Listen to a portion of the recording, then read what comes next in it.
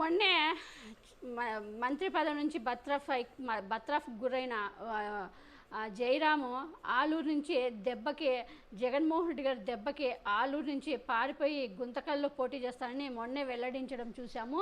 ఇప్పుడు అక్కడ గుంతకల్లు ప్రజలు ఆల్రెడీ గుంతకల్లో పాపం ఎప్పటి నుంచో టీడీపీకి అండగా ఉన్న జితేంద్ర గౌడ్ చాలా సీరియస్ అవుతున్నారు. అక్కడ కార్యకర్తలు కూడా చాలా సీరియస్ అవుతూ అసలు ఇక్కడికి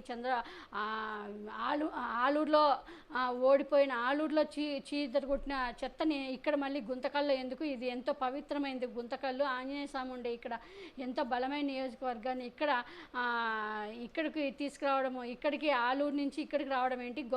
గుమ్మనూరు జయరాం, నీకు దమ్ముంటే ఆలూరులో గెలుచుకో, ఆలూరులో పోటీ చేసి గెలుసు, నువ్వు ఇక్కడికి రావద్దు, ఇక్కడికి వస్తే మేము తన్ని తరిమేస్తాము, చిత్తుగా ఓడిస్తాము నిన్ను, నీకు అక్కడ కొడితే ఇక్కడికి రావడం ఏంటి, నీకు ఇంకెక్కడ కర్నూలు నియోజకవర్గాల్లో లేవా, అనంతపురం డిస్టిక్ వస్తున్నావు అంటూ కూడా చంద్రబాబు నాయుడు ఏమో మళ్ళీ పెద్ద ప్రగల్భాలు మాట్లాడతాడు. మరి ఇక్కడ నువ్వు ఆ కర్నూలులో తంతే అనంతపురంలో మరి ఎందుకు పడుతున్నావు, ఒక డిస్టిక్ నుంచి ఇంకో డిస్టిక్ ఎందుకు ట్రాన్స్ఫర్ చేస్తున్నారు అంటూ కూడా చంద్రబాబు నాయుడు పైన సీరియస్ అయ్యారు.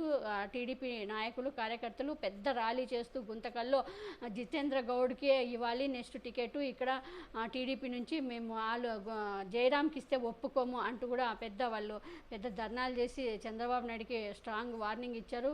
మీరు జయరాంకి ఇస్తే ఇక్కడ మేము ఆదరించము, మేము అసలు ఎవరు కూడా ఒక ఓటు కూడా వేయరు, మీరు మళ్ళీ ఆలోచించుకోండి చంద్రబాబు నాయుడు గారు, ఎవరో వదిలేసిన వైఎస్ఆర్సీపీ వదిలేసిన చెత్తను తీసుకొచ్చి మీరు ఎలా తీసుకుంటారు, అతనికి అసలు ఇక్కడ గుంతకల్లో ఆయన దగ్గర డబ్బులు ఉండొచ్చు కానీ ఆయన మీద ఎన్నో అవినీతి ఆరోపణలు ఎన్నో మీరే చెప్పారు, ఒకప్పుడు మీరే విమర్శించారు. నారా లోకేష్ అయితే మరీ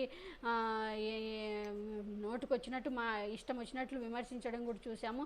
అలాంటి అవినీతి పాడుని తీసుకొచ్చి అలాంటి చెత్తను తీసుకొచ్చి ఇక్కడ గుంతకల్లో దయచేసి వేయకండి, మీరు ఆలోచించుకోండి, లేకపోతే మాత్రం టీడీపీ ఇక్కడ జీరో అయిపోతుంది, టీడీపీ ఇంకా భూస్థాపితం అవుతుందంటూ కూడా చంద్రబాబు నాయుడికి నారా లోకేష్కి వార్నింగ్ ఇచ్చాడు.